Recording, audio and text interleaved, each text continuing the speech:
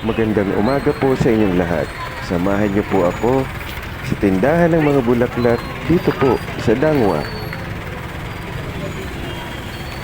Alam niyo ba guys na ang acronym na UNDAS ay galing sa pangalan na Unos Dias de los Almas de los Santos na ang ibig sabihin sa Ingles ay Days of the Souls and of the Saints. Dito sa Dangwa guys ay makikita nyo ang sari-saring klase ng bulaklak. Karamihan sa mga Pilipino ay inaalay ang mga bulaklak na ito sa kanilang mahal sa buhay sa puntod ng kanilang kayumao. Marami ka rin makikitang mga lokal na bulaklak at mga imported na nanggaling sa ibang bansa.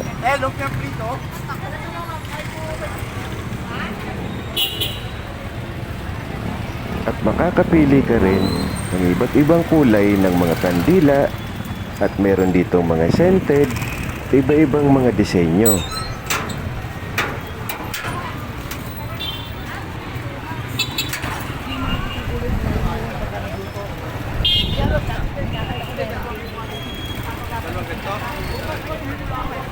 Talagang magsasawa ka sa napakaraming bulaklak na iyong makikita dito. Tara, tunghayan pa natin ang iba't ibang klase ng bulaklak na makikita natin dito sa Dangwa.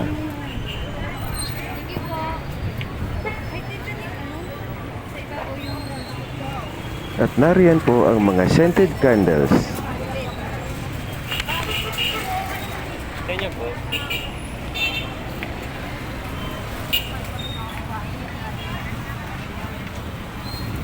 Ilan magagawang bulaklak?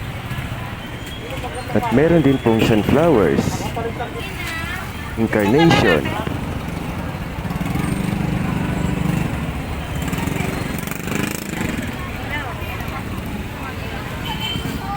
mga bulaklak ng orchids,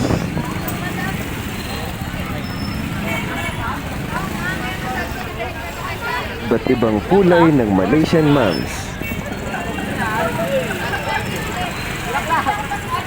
Meron ding mga Holland tulips at mga red roses.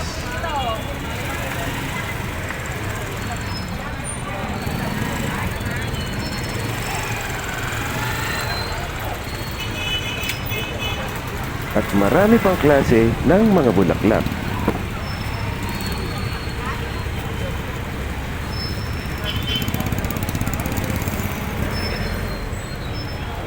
Hanggang dito na lamang guys. Thank you for watching. At hanggang sa susunod pa nating mga vlogs.